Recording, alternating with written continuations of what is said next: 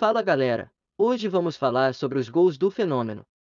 Já se inscreve no canal para receber mais vídeos como esse. O último gol de Ronaldo Fenômeno como profissional foi justamente contra o Cruzeiro, em jogo recheado de polêmicas. Veja como foi o surgimento de Ronaldo Fenômeno para o futebol no começo dos anos 90 no Cruzeiro. Ronaldo Fenômeno, hoje dono do Cruzeiro, teve uma passagem meteórica e impactante como jogador pela Toca da Raposa. Em pouco mais de um ano e meio, ele passou da base para o profissional, teve média de quase um gol por jogo e foi vendido para o PSV depois de ser convocado para a Copa do Mundo de 94, torneio que é um dos campeões. Com apenas 17 anos, o atacante chegou em 1993 completamente desconhecido ao clube mineiro depois de passar pelo São Cristóvão RJ, mas não demorou para cair nas graças dos colegas de time. O ex-volante Ricardinho conta detalhes: nosso time era muito bom e famoso no juvenil porque ganhávamos tudo. Um dia, um diretor falou para a gente: está chegando um atacante do Rio que vai jogar com vocês no próximo jogo contra o América Mineiro. Eu fiquei meio assim porque o nosso centroavante era o artilheiro da equipe e pensei: vai tirar o cara do nosso time para colocar um moleque que nem conhecemos. O recém-chegado era o Ronaldo Fenômeno. Risos. No começo do jogo, ele já fez um gol igualzinho ao que marcou pelo Barcelona contra o Compostela, driblando todo mundo. O diretor do América Mineiro foi no vestiário no intervalo pedindo para tirá-lo para dar jogo porque ele era muito acima dos outros. O Cruzeiro tirou o Ronaldo no segundo tempo, acredita? Não sei se ele lembra disso. Garantiu, a qualidade de Ronaldo assombrou os companheiros de equipe, ele já era fenomenal, incrível. Parecia que tinha sido feito em laboratório. Nunca vi um jogador como ele. Fazia gols de tudo quanto era jeito, era melhor que o Messi. Tudo que você pensar que alguém poderia fazer em campo, ele já fazia, recordou Ricardinho. O centroavante passou pouquíssimo tempo na base antes de ir para a equipe principal. Íamos treinar o juvenil contra os reservas do profissional. Dava até vergonha o que ele fazia contra os caras do outro time. Ninguém conseguia parar. Ele era tão bom que no final da carreira ainda jogou bem demais acima do peso e com várias cirurgias no joelho no Brasil. E foi bem em todos os clubes que passou, elogiou. Parecia o Michael Jackson. Com apenas 16 anos, o atacante estreou no time de cima contra a Caldense pelo Campeonato Mineiro. Em um jogo com apenas 2.484 torcedores na arquibancada do Estádio Ronaldão, em Poços de Caldas.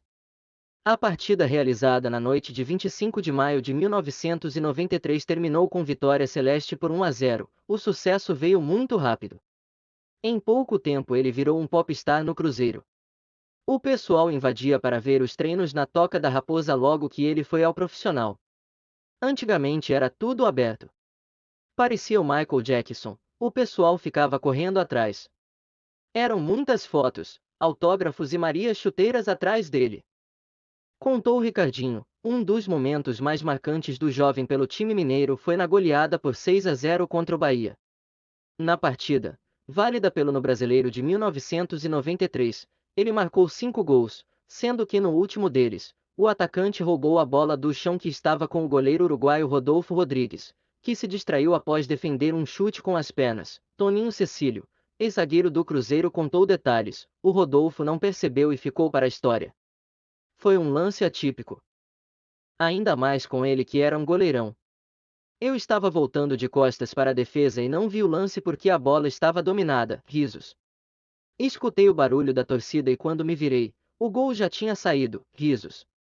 A gente não acreditava no lance e brincamos muito no vestiário.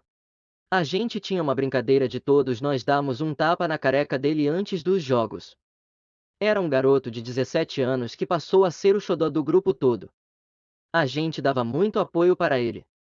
Tínhamos um time muito experiente com Luizinho, Nonato, Paulo Roberto, Roberto Gaúcho.